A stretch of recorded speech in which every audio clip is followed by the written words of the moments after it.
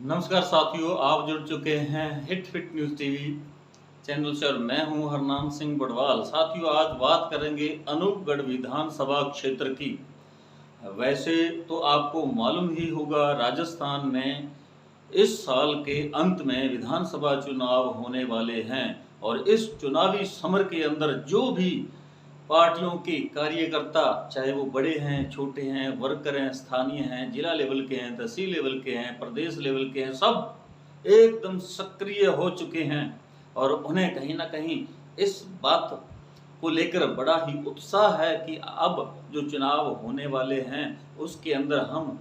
बढ़ चढ़कर भाग लेंगे, पार्टी भक्ति लॉयल्टी दिखाएंगे। तो जो पार्टी जीत कर सामने आएगी, जो विधायक जीतेगा, हम उसकी जो लॉयल्टी करेंगे, इस वक्त चुनाव के अंदर उनकी मदद करेंगे, उनके लिए प्रचार करेंगे, कैंपेन करेंगे, उनकी नज़रों में आएंगे, हम पिक्चर में रहेंगे। तो जीत के बाद उनका अच्छा खासा पूरी विधानसभा क्षेत्र के अंदर प्रभाव रहेगा, उनकी पूछ होगी और पार्टी उन्हें छोटे वर्कर से बड़े वर्कर यानी उनके पद को क्रमोन्नत करेगी, यानी उन्हें प्रमोट करेगी। जो जिला अध्यक्ष है उसे प्रदेश कमेटी कार्यकारिणी के अंदर लिया जाएगा, जो तहसील या ब्लॉक लेवल का है उसको जिला स्तर की कार्यकारिणी के अंदर लिया जाएगा और राजनीतिक जो लाभ होते हैं उनका फायदा मिलता है। और राजनीति के अंदर लोग क्यों घुसते हैं, राजनीति के अंदर आने के पीछे जो भी कारण है सबको मालूम है, क्योंकि राजनीतिक लोग जो हैं उनकी हर दफ्तर में कहीं भी उनकी पूछ होती है, अफसरों अधिकारियों के अंदर उनको सुना जाता है, उनका अच्छा प्रभाव रहता है। जिस पार्टी की सरकार बन जाती है उसके वर्कर, उसके नेता और उनके कार्यकर्ताओं की तो एकदम तरी होती है और उनके काम होते हैं, उनका प्रभाव होता है, उनकी दबंगई चलती है क्षेत्र के अंदर। और यही कारण है कि जो चुनावी समय है उसके अंदर जो भी किसी भी पार्टी के वर्कर हैं, कार्यकर्ता हैं, नेता हैं, चाहे वो छोटे हैं बड़े, सब एकदम सक्रिय हो जाते हैं, अति उत्साहित होते हैं। और ये एक ऐसा एक पर्व के समान होता है। और इसको जैसे हम पर्व को, किसी भी राष्ट्रीय पर्व को या किसी त्योहार को सेलिब्रेट करते हैं, उसी तरह से चुनाव का जो मौसम है उसके अंदर भी सभी लोग जो जानकार होते हैं वो पूरी तरह से अपने आप को समर्पित कर देते हैं पार्टी के लिए और चुनाव प्रचार के अंदर वो पूरा कैंपेन करते हैं, नेताओं के साथ रहते हैं, उनके आगे पीछे इर्द गिर्द वो घूमते हैं और खुद को ऐसी इस तरह से प्रस्तुत करते हैं कि वे उनके लिए बहुत बड़ा काम कर रहे हैं, उनके वो बिल्कुल करीबी हैं और वो पार्टी के लिए कितने लोयल हैं, स्वामी भक्त हैं पार्टी के, और पार्टी के लिए वो कितना परिश्रम मेहनत कर रहे हैं। तो इसलिए सब लोग जो होते हैं राजनीति के अंदर दिलचस्पी रखने वाले, वर्कर क्या कोई नेता क्या, सब पूरी तरह से चुनावों के अंदर जो उम्मीदवार होते हैं, प्रत्याशी होते हैं जिस भी पार्टी के, तो उनके जो भक्त होते हैं उनके लिए वो काम करने लग जाते हैं। अगर हम अनूपगढ़ विधानसभा क्षेत्र की बात करें तो इस बार जैसा कि सबको मालूम है, माननीय मुख्यमंत्री अशोक गहलोत ने बहुत सारी बहुउद्देशीय योजनाएं और जन कल्याणकारी योजनाएं, लोकहित की योजनाएं लागू की हैं, महंगाई राहत कैंप लगाए गए और अब जो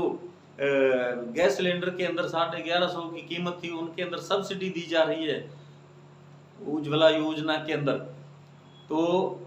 इसलिए जो भी प्रत्याशी हैं, कांग्रेस के वर्कर हैं, वो काफ़ी बड़ी संख्या के अंदर आवेदन कर रहे हैं और पार्टी से टिकट की दावेदारी ठोक रहे हैं। और वो कह रहे हैं, क्यों उनको कहीं ना कहीं ऐसा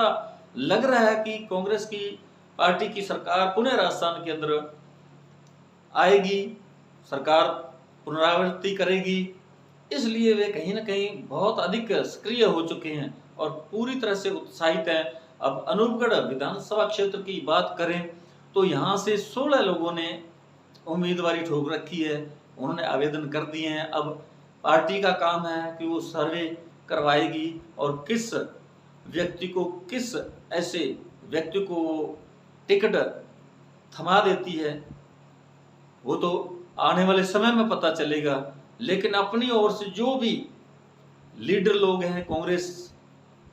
की विचारधारा से जुड़े हुए हैं प्रत्याशी हैं, कांग्रेस के स्थानीय या जिला स्तर पर या प्रदेश कार्यकारिणी के अंदर पदों पर वो नियुक्त हैं और पार्टी के लिए कैंपेन कर रहे हैं, तो उन्हीं में से 15-16 लोगों ने अपने आवेदन किए हैं कि उन्हें टिकट दी जाए। अब पार्टी सर्वे करवा रही है, उसमें कुछ दिनों बाद पता चल जाएगा किसको टिकट मिलती है। लेकिन एक बार जैसा कि मैं आपको बताना चाहूँगा, जो इस दौड़ के अंदर मुख्य जो प्रतिद्वंदी हैं या जो आवेदन कर चुके हैं और जिन्हें कहीं ना कहीं लग रहा है कि पार्टी उन पर भरोसा करेगी, उन्हें टिकट दी जाएगी, उन्होंने पार्टी के लिए बहुत परिश्रम किया है, मेहनत की है, पार्टी की विचारधारा को सींचा है, मजबूती प्रदान की है, तो वो अपने अपने स्तर पर अपनी अपनी दलीलें, अपने अपने तर्क, अपने अपने तथ्य प्रस्तुत कर रहे हैं कि हमें टिकट दी जाए। और वो आश्वस्त हैं, अपनी अपनी जगह पर सभी आश्वस्त हैं, उन्हें भरोसा है कि टिकट उन्हें दी जाएगी। और सबसे पहले हम अगर नाम लेंगे तो हम नाम लेंगे कुलदीप इंदौरा का, जो 2018 में भी चुनाव मैदान में उतरे थे, पार्टी की तरफ से उन पर भरोसा किया गया था, उन्हें टिकट दिया गया था। लेकिन कुछ कांग्रेस पार्टी की विचारधारा जुड़े लोगों ने ही उनका विरोध किया और निर्दलीय के रूप में अगर नाम लें तो हम शिमला नायक का नाम ले सकते हैं, जो अब पीसीसी मेंबर भी हैं कांग्रेस पार्टी की राजस्थान से, और वही निर्दलीय के रूप में उन्होंने पर्चा भरा। इसके पीछे क्या राजनीति थी, क्यों वो सामने उन्होंने कुलदीप इंदौरा को हराने का प्रयास किया और हरा भी दिया, उसके पीछे किसकी रणनीति थी, और फिर भी उसके बाद जब पार्टी की नीतियों के विरुद्ध उसने ऐसा काम किया तो फिर भी पार्टी के अंदर उन्हें उसी तरह से वो स्थापित हैं, उन्हें जगह दी हुई है, वो पीसीसी की मेंबर भी है। और इसके पीछे पार्टी की क्या रणनीति है तो इसके बारे में हम कुछ नहीं कह सकते, लेकिन ये आम सब लोगों को पता है कि कुलदीप इंदौरा के सामने वो निर्दलीय के रूप में चुनाव लड़ी थी और इसीलिए कुलदीप इंदौरा हार गए थे। और उससे पहले कुलदीप इंदौरा कांग्रेस की टिकट पर चुनाव लड़े थे, उस समय यहाँ कम्युनिस्ट पार्टी मार्क्सवादी की लहर थी और पवन दुग्गल को लोगों ने पसंद किया, उन्हें विधानसभा में भेजा और उन्होंने यहाँ सिंचाई पानी को लेकर जो मुद्दा है इस क्षेत्र का, उसे पुरजोर विधानसभा के अंदर उठाया। लेकिन उस समय 3 ही विधायक थे कम्युनिस्ट पार्टी के, उनकी कोई सुनवाई नहीं हुई और ये जो एक दीर्घ काल से चला आ रहा है सिंचाई पानी को लेकर, एक बड़ा आंदोलन भी हुआ, यहाँ 8 किसान भी शहीद हुए, लेकिन आज तक किसी भी पार्टी, ना तो कांग्रेस और ना ही भारतीय जनता पार्टी की जो सरकारें रही राजस्थान के अंदर, उन्होंने इसका कोई स्थायी समाधान आज तक नहीं निकाला है। और लोग कहीं ना कहीं इसी बात को लेकर आक्रोशित हैं, दोनों पार्टियों के विरुद्ध हैं लोग, और लोगों का कहना है कि वे तीसरी पार्टी यानी एक तीसरे विकल्प के तौर पर आम आदमी पार्टी को देख रहे थे, लेकिन अब चौथी पार्टी जो है आरएलपी, राष्ट्रीय लोकतंत्र पार्टी, भी इस चुनावी समर में कूद पड़ी है। और हमने जो प्रदेश मंत्री हैं अशोक गोधारा, जिनका निवास कुंडल में है, उनसे हमारी बातचीत थी। उन्होंने बताया कि आरएलपी की तरफ से पूरी जो 200 विधानसभा सीटें हैं राजस्थान के अंदर, तो 200 सीटों पर ही चुनाव लड़ेगी आरएलपी। और अनूपगढ़ विधानसभा क्षेत्र को लें तो वो कह रहे हैं कि 50,000 प्लस उनके मतदाता उनको वोट डालेंगे, और इसलिए तीसरे विकल्प के रूप में यहाँ का किसान, यहाँ के जो मजदूर, व्यापारी और किसान लोग देख रहे हैं और उन्हें कहीं ना कहीं हनुमान बेनीवाल पर पूरा भरोसा है। वो किसान नेता हैं और नागौर से वर्तमान में सांसद हैं और 3 विधायक आरएलपी के अब विधानसभा में है, ऐसा अशोक कुमार का कहना है, जो आरएलपी के प्रदेश मंत्री हैं। और उन्होंने यह भी बताया कि हमारे जो अनूपगढ़ विधानसभा क्षेत्र है, इसके प्रभारी सुंदरलाल दागला है जो रावला में है, और वो पूरी तरह से तैयारी कर रहे हैं। उन्होंने बिल्कुल खुल्लम खुल्ला इस बात का भी उल्लेख किया कि सुंदरलाल जो है वो कांग्रेस और भाजपा दोनों ही पार्टियों के अंदर सेंधमारी कर रहे हैं, वो सेंध लगा रहे हैं, क्योंकि इन पार्टियों के अंदर जो पुराने जो वर्कर हैं, कार्यकर्ता हैं, उनको अनदेखा किया जाता है। कांग्रेस और भाजपा दोनों ही उनकी तरफ ध्यान नहीं देती और पैराशूट की तरह भारी कैंडिडेट जो है वो चुनाव मैदान में उतार देती है। और इस बात को लेकर कहीं ना कहीं जो कांग्रेस और भाजपा के वर्कर हैं, कार्यकर्ता हैं, जिन्होंने वर्षों तक इन पार्टियों के अंदर रहकर सेवा की पार्टी की, उनको अनदेखा किया जाता है। उनकी बजाय जो नए जो कैंडिडेट उतारे जाते हैं, उनसे जो यहाँ की जो स्थानीय लोग हैं वो खफा हैं। और जो सिंचाई पानी का एक ज्वलंत मुद्दा वर्षों से चला आ रहा है, तो उस पर भी दोनों ही पार्टियां एक मत हैं। दोनों ही पार्टियों की बारी बारी से राजस्थान के अंदर सरकारें रही हैं, लेकिन इसका कोई आज तक स्थायी समाधान नहीं निकाला। इसलिए कहीं ना कहीं यहाँ का किसान, मजदूर, व्यापारी वर्ग जो है बिल्कुल दोनों पार्टियों के विरुद्ध है। और पहले प्राथमिक तौर पर तो आम आदमी पार्टी कह रही थी कि हम तीसरे विकल्प के रूप में यहाँ जीत हासिल करेंगे, लेकिन अब चौथा जो है दल, राजनीतिक दल राष्ट्रीय लोकतांत्रिक पार्टी और यहाँ कूद पड़ा है। और अनूपगढ़ विधानसभा क्षेत्र का जो आम लोग हैं वो उन पर उनको भरोसा है आरएलपी को, क्योंकि हनुमान बेनीवाल पहले भी यहाँ रैली कर चुके हैं, यहाँ कार्यकर्ताओं की मीटिंग ले चुके हैं, और वो इस अनूपगढ़ विधानसभा क्षेत्र के अंदर पूरी तरह से सक्रिय हैं। वो इसी क्षेत्र अनूपगढ़ विधानसभा पर कुछ ज़्यादा ही फोकस कर रहे हैं। अब कुछ दिनों के भीतर जैसा यहाँ का माहौल देखा जा रहा है, आम आदमी पार्टी कुछ पिछड़ती दिखाई दे रही है, क्योंकि यहाँ भी वही सेम उसी तरह की बातें की जा रही हैं कि जो आम आदमी पार्टी है उसके अंदर जो पुराने जो वर्कर थे आम आदमी पार्टी को, जिन्होंने यहाँ पार्टी के लिए जगह बनाई, उनको कहीं ना कहीं अनदेखा किया जा रहा है। उनको उनकी तरफ बिल्कुल ध्यान नहीं दिया जा रहा है। नए पैराशूट की तरह से नए नए वर्कर, कार्यकर्ता जो बड़े घरानों से हैं, उनको इस पार्टी के साथ जोड़ा जा रहा है। और इसलिए जो पुराने जो आम आदमी पार्टी से जुड़े लोग थे वो इसलिए इस पार्टी से उनका मन भर चुका है। और अब कांटे की टक्कर जो बताई जा रही है वो कांग्रेस, भाजपा और तीसरा जो आरएलपी है, राष्ट्रीय लोकतांत्रिक पार्टी, तो इन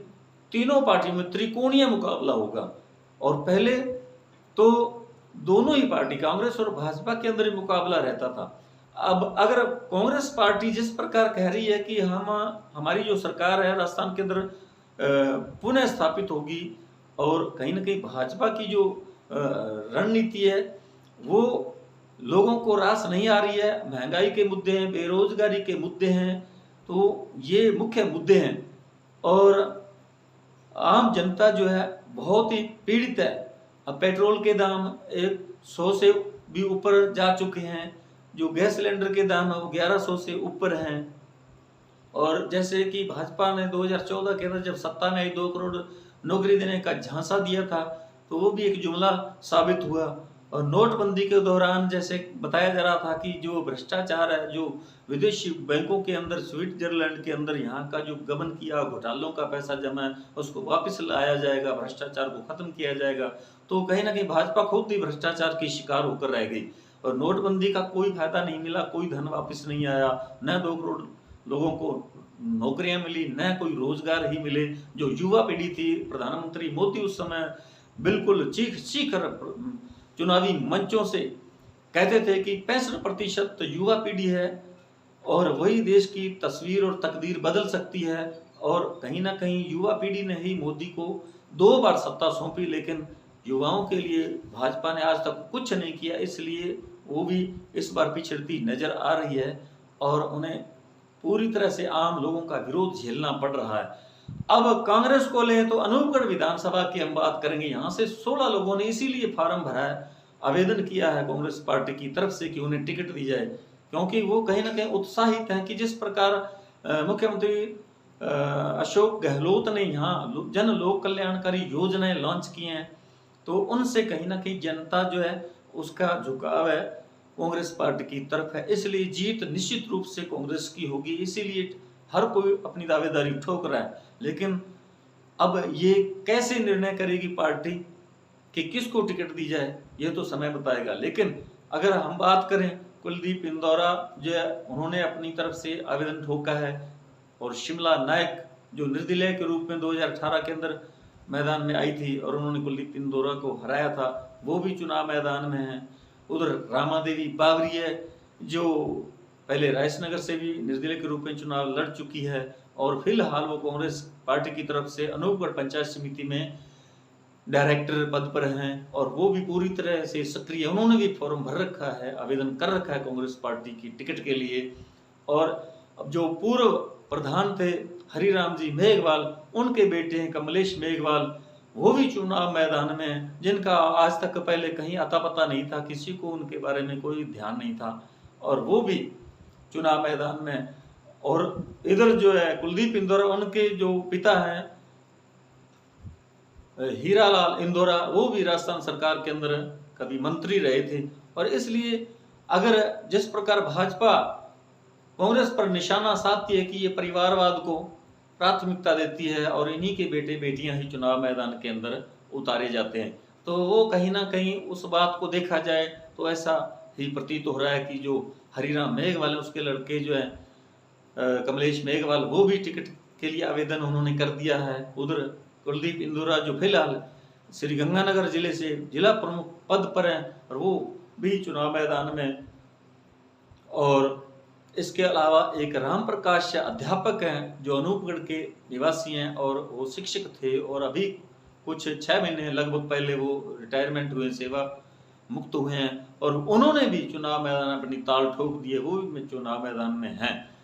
और इधर एक मलकीत सिंह कंडियारा हैं जो प्रशासनिक सेवाएं दे चुके हैं राजस्थान के अंदर, टीआरए रहे नाचना में, मोहनगढ़ में, छतरगढ़ में। तो वो पहले शिक्षक थे, 7 वर्षों तक उन्होंने शिक्षक के रूप में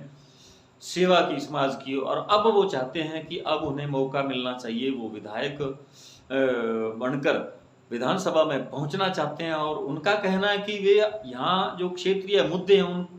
उनसे वो पूरी तरह से वाकिफ हैं, क्योंकि वो यहाँ के रहने वाले हैं, पिछले 45 से 50 वर्षों से यहीं रह रहे हैं, और इसलिए यहाँ की जो सिंचाई पानी की समस्या है उसके बारे में वो उनका कहना है कि इसका समाधान जो उनके पास रोड मैप है, अगर वो जीत कर विधानसभा में जाते हैं, टिकट उन्हें मिलती है, पार्टी उन पर भरोसा करती, तो वो जरूर इस सिंचाई समस्या का बिल्कुल समाधान निकाल लेंगे। और उन्होंने जो पहले जो प्रत्याशी कांग्रेस की टिकट पर हार चुके हैं उनके बारे में उन्होंने कहा कि उन्हें बिल्कुल व्यवहारिक ज्ञान नहीं था, नॉलेज नहीं है, और वो पैराशूट की तरह यहाँ उतरते हैं कि उनकी जो पीढ़ी में वो नेता लोगों के बेटे हैं, इसलिए उन्हें टिकट तो मिल जाती है, लेकिन जनता के मुद्दों पर वो विधानसभा में कभी नहीं आज तक बोले। और यहाँ जो भी विकास हुआ है वो स्वतः ही जो प्रक्रिया है विकास की, तो उस आधार पर ही यहाँ विकास हुआ। अगर कोई कांग्रेस प्रत्याशी या अन्य किसी भी पार्टी का जो विधायक आज तक इस क्षेत्र से रहा, वो अगर को अपनी पीठ थपथपाए और कहे कि उसने यहाँ विकास करवाया, तो ये बिल्कुल निराधार है। जो भी यहाँ विकास हुआ है वो स्वतः ही जो कानूनी प्रक्रिया है उस आधार पर ही यहाँ का विकास हुआ है। तो मलकीत सिंह ने भी अपनी तरफ से आवेदन ठोक रखा है और वो दिन रात आम लोगों के बीच संपर्क साध रहे हैं। और उनकी दलील, उनका तर्क ये है कि यहाँ से और जाति धर्म के लोग तो कई बार विधायक चुनकर आम जनता ने विधानसभा में भेजे हैं, लेकिन उन्होंने आम जनता के असली मुद्दों को कभी भी विधानसभा में नहीं उठाया। और इसलिए वो कहते हैं कि पंजाबी जो सिख समुदाय है उसमें से आज तक यहाँ से किसी को टिकट नहीं दिया गया है, और वो चाहते हैं कि कांग्रेस पार्टी मलकीत सिंह कंडियारा को टिकट दे ताकि वो यहाँ की समस्याओं को पुरजोर विधानसभा में भी उठा सकें और माननीय मुख्यमंत्री के कानों तक यहाँ के जो मुद्दे हैं उनके समाधान के बारे में भी असली जो है रिपोर्ट वहाँ तक पहुँचा सकें। और सिंचाई पानी को लेकर उनका कहना है कि वे चाहते हैं कि अनूपगढ़ जो शाखा है इसके लिए जो सिंचाई पानी है वो रिजर्व किया जाना चाहिए। तो ये बिल्कुल छोटे रूप में एक मैंने ब्यौरा यहाँ का दिया है, और इसके बारे में और गहन जांच करने के बाद मैं फिर से हाजिर होऊंगा और यहाँ की जो ताज़ा हालात हैं अनूपगढ़ विधानसभा क्षेत्र के। आज मैंने कांग्रेस के बारे में कुछ आपको संकेत दिए हैं कि क्या यहाँ से किस पार्टी को यहाँ लोग पसंद कर रहे हैं और नई पार्टियां कौन सी चुनाव मैदान में हैं। और आने वाले नए वीडियो के अंदर मैं दूसरी किसी पार्टी को लेकर फिर हाजिर होऊंगा। तब तक के लिए आपका बहुत बहुत शुक्रिया, धन्यवाद, राम राम, सत श्री अकाल। और यदि आपने हमारे hit fit news TV channel को अभी तक सब्सक्राइब नहीं किया तो जरूर सब्सक्राइब कर लें।